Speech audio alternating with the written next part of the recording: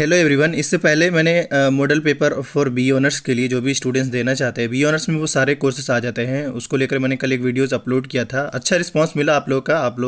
आप लोग सभी रेडी हैं, यू मीन्स कि आप सभी चाहते हैं कि इस वीडियोस को कंटिन्यू किया जाए।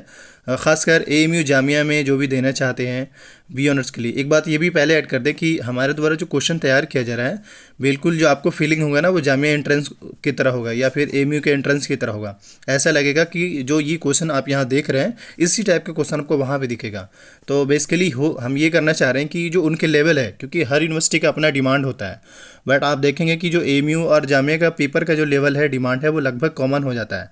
तो ऐसे में जो भी स्टूडेंट्स यूसेट के लिए देना चाह रहे हैं या एएमयू जामिया के लिए देना चाह रहे हैं, उनको डेफिनेटली हेल्प करेगा। काफ़ी एनालिसिस के बाद ये क्वेश्चन बनाया जा रहा है, ये याद रखिएगा। तो चलते हैं, क्वेश्चन को स्टार्ट करते हैं। उससे पहले कुछ आपको बता दें। देखिए, स्टूडेंट्स इन्फो के द्वारा ऑनलाइन कोचिंग चलाया जा रहा है। आप चाहें तो बी ऑनर्स में आप ज्वाइन कर सकते हैं। डेफिनेटली आपको कंटेंट भी बहुत काफ़ी इफेक्टिव मिलेगा ताकि आप एंट्रेंस इजीली क्लियर कर सकें। आते हैं, वीडियो के डिस्क्रिप्शन बॉक्स में कॉन्टैक्ट डिटेल मेंशन है। आते हैं क्वेश्चन नंबर फर्स्ट पे। कह रहे हैं कि which one of the following Vedas contain the Gayatri mantra. चार ऑप्शन है, ऋग्वेद, सामवेद, यजुर्वेद, अथर्ववेद। सो फर्स्ट का जो करेक्ट आंसर है वो option A, that is Rigveda है। एंड अब आते हैं हम अगले क्वेश्चन पे। हमारा नेक्स्ट क्वेश्चन कह रहा है who is the expounder of yoga philosophy. So question चार ऑप्शन है, गौतम, पतंजलि और उसके जामिनी, शंकराचार्य। सो टू का जो करेक्ट आंसर है वो पतंजलि है।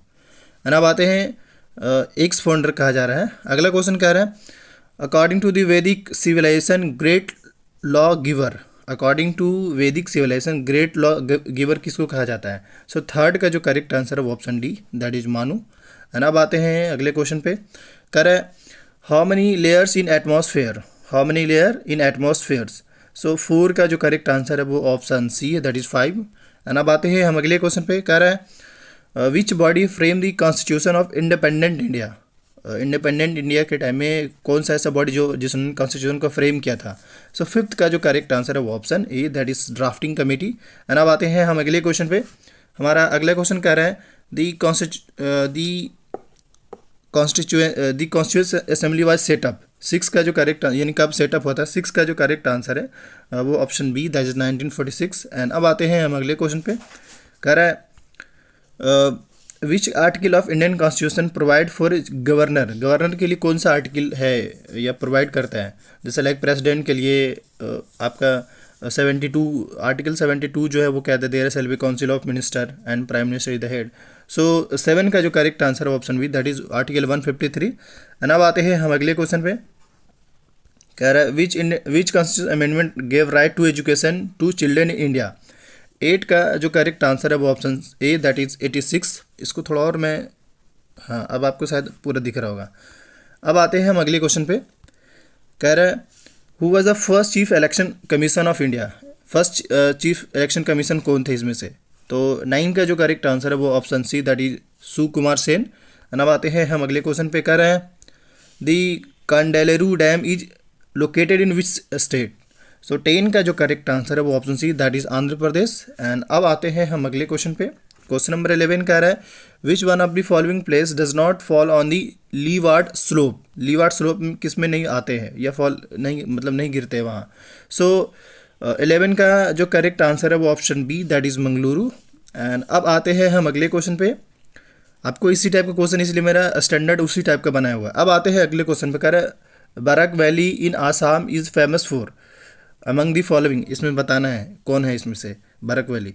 सो 12 का जो करेक्ट आंसर है वो option B, that is tea cultivation के लिए। वहाँ पे जानती है टी सबसे ज़्यादा प्रोडक्शन होता है टी का वहाँ पे। अगला क्वेश्चन कह रहा है which crop is sown on the largest area in India. कौन सा सबसे ज़्यादा उगाया जाता है। सो 13 का जो करेक्ट आंसर है वो option A, that is rice. अब आते हैं हम अगले क्वेश्चन पे। कह रहा है the value of gold is determined in. Value of gold is determined in. 14 का करेक्ट आंसर डी है, दैट इज लंदन। है ना। अब आते हैं अगले क्वेश्चन पे। हमारा नेक्स्ट क्वेश्चन कह रहा है 15 है। कह रहा है which states has the largest number of sugar mills in India. 15 का जो करेक्ट आंसर है वो ऑप्शन डी, सबसे ज़्यादा मिल जो है उत्तर प्रदेश में है। अब आते हैं हम अगले क्वेश्चन पे। कह रहे first university in India was founded at. आप जानते ही हो मेरे ख्याल, लेकिन मैं आपको बताना चाहूँगा इसका जो correct answer option C, that is Calcutta. सबसे पहले Fort William college I think मेरे हिसाब से है।